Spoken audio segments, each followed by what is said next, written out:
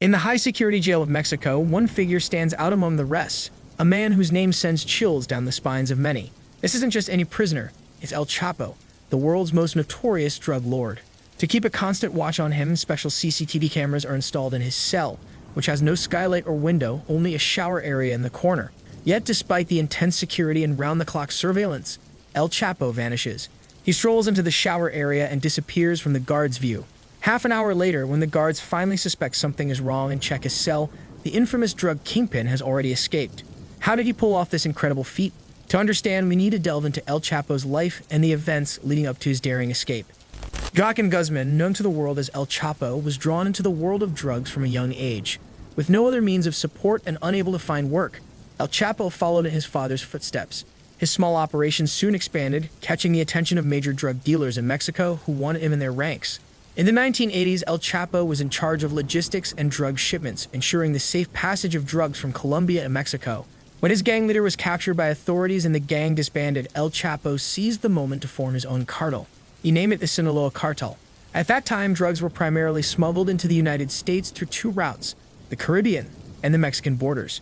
While American authorities concentrated their efforts on the Caribbean route, El Chapo capitalized on this by expanding his operations through the less monitored Mexican borders.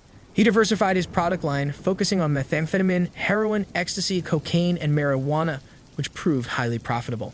Smuggling drugs into the USA was no easy task, but El Chapo executed his plans with remarkable ingenuity. He developed sophisticated tunnels for smuggling drugs equipped with electricity and ventilation. In 1990, FBI officers were stunned when they discovered El Chapo's first tunnel, stretching 300 feet long with a full electrical setup. El Chapo understood the intricacies of the drug trade better than anyone, which helped him evade capture for years. In November 2010, another tunnel was discovered in Otay Mesa, California. In 2012, another tunnel was found in Tijuana, and by 2013, more tunnels were uncovered in Otay Mesa again. El Chapo's ingenuity in constructing these tunnels earned him and his gang the nickname the King of Tunnels. He built them so deep and expertly that even ground-penetrating radar machines couldn't detect them, and he cleverly concealed the entrances under bathtubs or toilets.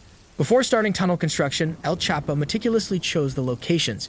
His main smuggling operations were focused on Otay Mesa at the U.S.-Mexico border. He selected Otay Mesa for two strategic reasons. First, it was close to two major transport hubs, Tijuana and San Diego, facilitating easy drug transportation to his agents. Second, it was an industrial area with numerous factories. The constant noise from heavy machinery and traffic masked the sound of digging. Finally, on June 19, 1993, Mexican authorities managed to capture El Chapo and sentenced him to 20 years in prison. However, even behind bars, he continued to run his empire. In 2001, a decision by the Supreme Court of Mexico facilitated the transfer of prisoners between the United States and Mexico. El Chapo, anticipating the U.S. government's demand for his extradition, realized that escaping from an American prison would be much more difficult. Thus, he planned his first escape from the Mexican jail. By bribing the guards with $2.5 million, he managed to slip out hidden inside a laundry basket. For 13 long years, he was a phantom slipping through the fingers of the authorities in both the USA and Mexico. But after more than a decade of relentless pursuit, Mexican agencies finally pinpointed his location and stormed his hideout. He had another escape plan ready. He darted into a secret tunnel beneath the bathtub in his bathroom. This time, however, his getaway was short-lived. The authorities caught up with him quickly, putting an end to his brief freedom. He was then transferred to Mexico's most secure jail, El Altiplano Maximum Security Prison. Under constant surveillance, it seemed unlikely that he could escape again. But on July 11, 2015, just a year later, he vanished. The last sighting of him was near the shower area of his cell at 8:50 p.m., the only spot hidden from the cameras. When he failed to appear on the cameras for over half an hour, the guards rushed in to inspect his cell. By then, he had disappeared. Ingeniously, he had widened the drain in the shower area, creating a tunnel that connected to a larger underground passage. This tunnel led to a construction site a kilometer away, providing ample space for his escape.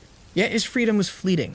On January 8, 2016, Mexican Marines launched a raid on his safe house in Los Mochis. After an intense struggle, they captured him once more.